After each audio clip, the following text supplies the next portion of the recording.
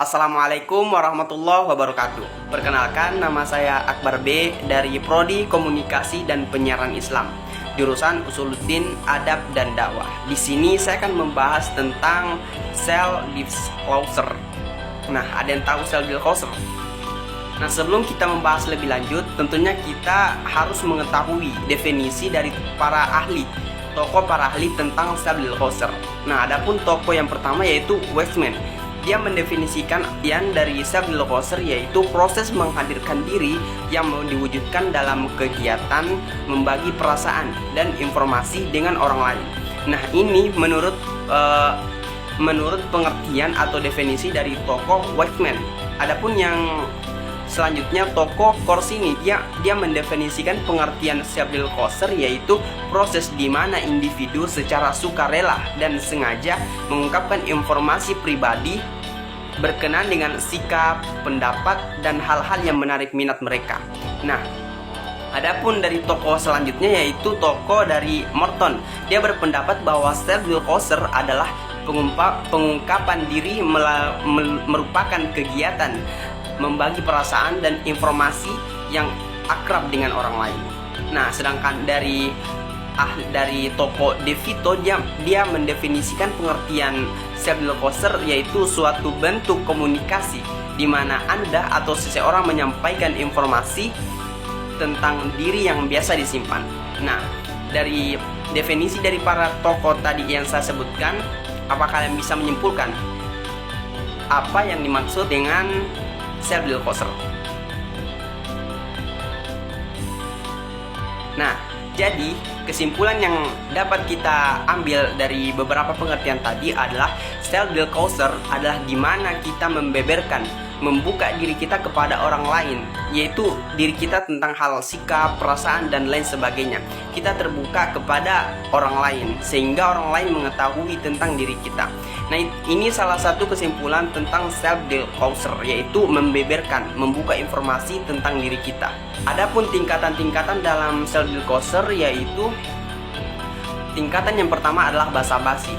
Ketika kita bertemu dengan seseorang, kita tidak langsung terbuka kepada seseorang tersebut, tapi kita akan berbasa-basi dulu, melakukan hal-hal yang berhubungan tentang komunikasi, tapi tidak saling terbuka, tapi harus memulai dengan komunikasi, yaitu basa-basi.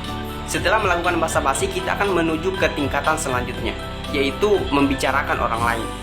Nah, ketika kita masuk di tingkatan membicarakan orang lain, kita mulai terbuka, kita mulai saling mengerti tentang apa yang tujuan kita untuk membicarakan orang lain. Terus ketika kita sudah menuju ke tingkatan selanjutnya yaitu tingkatan menyatakan gagasan dan pendapat. Nah, pada tingkatan ini itu kita mulai memiliki pendapat dan gagasan. Kita sudah mulai terbuka karena kita sudah memiliki gagasan dan pendapat yang mungkin berbeda atau sama, tapi kita saling mengeluarkan pendapat kita atau gagasan kita.